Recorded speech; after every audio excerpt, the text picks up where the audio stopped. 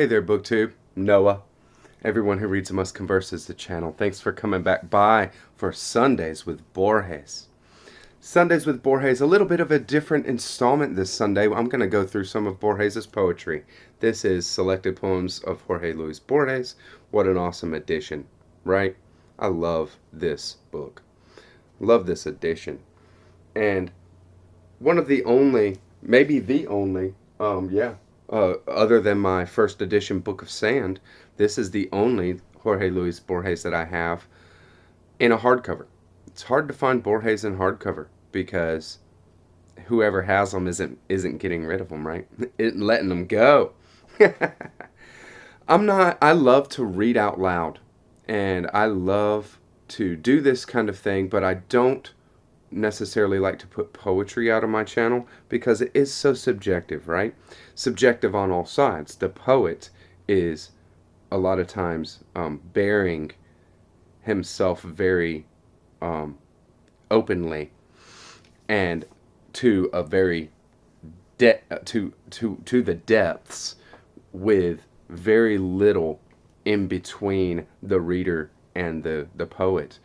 And the way that the reader experiences poetry is ultimately very, very subjective.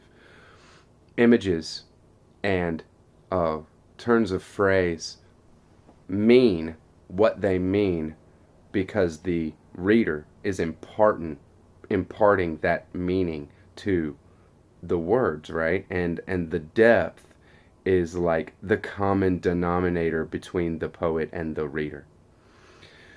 So it's something that I find I don't necessarily want to go at it because of the inherent subjectivity on all sides of this kind of thing. But if you like it, if you have any thoughts on that kind of thing, drop me a comment. Maybe I'll feel my way into it and share some more poetry on the channel if you enjoy this. I did want to call out, before I get started properly, another channel called Bottle Imp Books. I'll put it in the description box. He's doing a Borges series on his channel. He's a very new booktuber and very well spoken. I like his stuff a lot. And he read a couple of Borges poems just on his last video. So I'll link that video in the description box. But he is actually kicking off a series of suggested readings by Borges, authors and works that Borges himself suggests reading, which I'm all about. So what I'm going to do is I'm going to read a few poems, and I'm going to read it and maybe give some thoughts afterwards, just a few lines, things like that. I'm not going to go exhaustively into it, but I think that there's just a lot to unpack in a lot of Borges' works, and his poetry is no less of that kind of style. So Borges is somebody who has an immense depth to his being, and when it comes down to what his concerns are, they are infinity, they are consciousness, they are memory, they are loss, they are paradoxes of being, and also the creator, like author, reader dichotomy, and what it means to be this kind of public, there's a Borges that is known by his writings and all that kind of thing. But then there's the Borges that he is with his inner life and all this messiness that all human beings have, right? So what I'm going to do is I'm going to read a couple of poems that might seem out of character for Borges, maybe not. And then the final one will kind of bring it all back around. So I hope you enjoy this. The first poem that I'm going to read is entitled 1964. This is a poem that is from the collection titled, let me just make sure I got it right. It is titled The Self and the Other. So There's your Borges, right? 1964. 1. It is not magic now, the world. Alone, you will not share the clarity of moonlight or the placid gardens. Now there will be no moon that is not a reflection of the past, mirror of solitude, a sun of sorrow.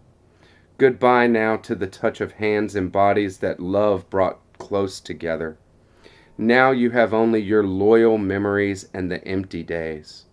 We only lose, you vainly tell yourself, what we do not have, and what we have never had. But to learn the fine art of forgetting, it is not enough to put on a brave face. Some sign, a rose, can tear the heart from you, and a chord on the guitar can do you in. 2. I will not be happy now.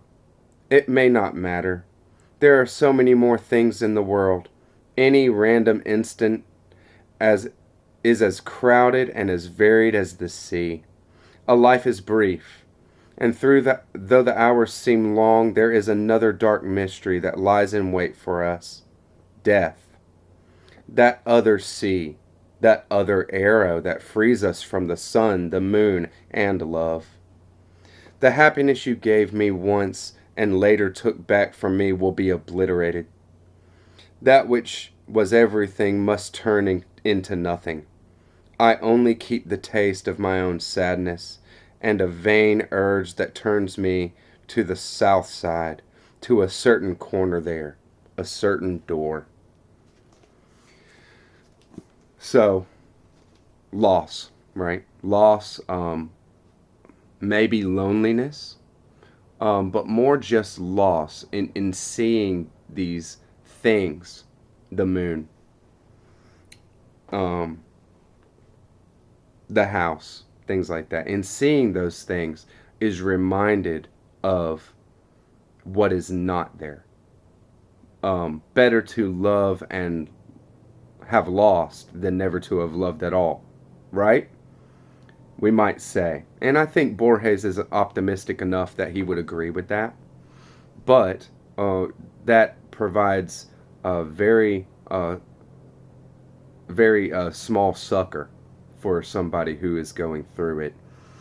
And anybody who has gone through it, right? I mean, we all, hopefully all, experience love in our life. And most of the time, that love is fleeting. So I find it very, very cool how, with very minimal words, always, this is Borges's master ability coming through, that with very few words he can cut to the heart of it and just say very plainly, it's not enough. You can learn the fine art of forgetting by, being distracted or not thinking about something, sure, but it's not enough to put on a brave face. You put on a brave face when you haven't dealt with these emotions, then a rose will cut you to the core. A chord from the guitar will do you in. Something that is not even words, not even, it is deeper than that. It is feeling, and it's things that come from images. These kinds of things are deeper. They're from our subconscious and even unconscious desires. Poem number 2. Sorry about if you can hear them cutting the grass. It is Sunday, so I might have it might be loud enough where you can hear it, but I hope it's all good. Poem number 2. I am. And this, I want to make sure, if you want to find it, you can find these poems that I'm reading. I Am is from the collection The Unending Rose. The Unending Rose. I am. I am he who knows himself no less vain than the vain onlooker who in the mirror of glass and silence follows the reflection or body, it is the same thing, of his brother. I am, my silent friends, the one who knows there is no other pardon or revenge than sheer oblivion. A God has granted this odd solution to all human hates. Despite my many wondrous wanderings, I am the one who never has unraveled the labyrinth of time. Singular, plural, grueling, strange, one's own and everyone's. I am no one. I did not wield a sword in battle. I am echo, emptiness, nothing. So, another kind of very sober, even somber uh, view of being, right? But we are implicated in this very soon. And right in the middle of this poem, we have, I am, my silent friends, the one who knows there is no other pardon or revenge than sheer oblivion. So he's talking straight to the reader. We are Borges' silent friends. We're the ones that he's having this one-sided communication with. And he says very plainly there that when it comes down to these negative feelings, maybe what was brought up in 1964, that first poem, that there is no pardon or revenge that we can have on this other than sheer oblivion, just forgetting and no residual. That does that happen? Well, maybe just in, death. I mean, we're here to live, and to live is to suffer. And so I love it, and I love how he calls it out that a God has granted this odd solution to all human hates. That even in this viewpoint that he's taken, there is almost an optimism. There's an optimism that comes through. Even in the darkest and in the most lost and suffering kind of place, Borges sees that there is beauty. There is beauty in the human condition. And so, one of the things that I love about Borges, for sure. We'll finish it up with a final poem. This is called Happiness. And let me just make sure I have the place we can find this right. Happiness is a poem from the collection called The Limit. It is one of the later collections of Borges, and goes a little something like this. Whoever embraces a woman is Adam. The woman is Eve. Everything happens for the first time. I saw something white in the sky. They tell me it is the moon. But what can I do with a word and a mythology? Trees frighten me a little. They are so beautiful. The calm animals come closer so that I may tell them their names. The books in the library have no letters. They spring forth when I open them. Leafing through the atlas, I project the shape of Sumatra. Whoever lights a match in the dark is inventing fire. Inside the mirror, an other waits in ambush. Whoever looks at the ocean sees England. Whoever utters a line of Lilincron has entered into the battle. I have dreamed Carthage and the legions that destroyed Carthage. I have dreamed the sword and the scale. Praised be the love wherein there is no possessor and no possessed, but both surrender. Praised be the nightmare which reveals to us that we have the power to create hell. Whoever goes down to a river goes down to the Ganges. Whoever looks at an hourglass sees the dissolution of an empire. Whoever plays with a dagger foretells the death of Caesar. Whoever dreams is every human being. In the desert I saw the young Sphinx, which had just been sculpted. There is nothing else so ancient under the sun.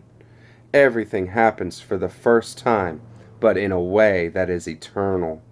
Whoever reads my words is inventing them. Beautiful. just completely beautiful. And he calls out a few things in there that I just wanted to point out, that time, time is unstoppable. Whoever sees an hourglass, it sees the disillusion of empire. That um, it goes on, life goes on, and we can find happiness in that everything um, is continuously being born. In the same breath, everything is continuously going through its process, and also its disillusionment into other things, right? But we are in an eternal, recursive, even fractal universe.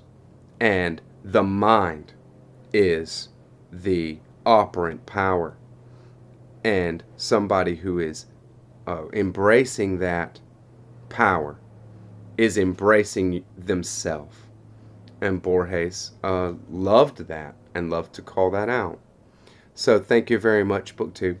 Happy Sunday, and let me know any thoughts you might have. Catch you on the next one. Bye-bye.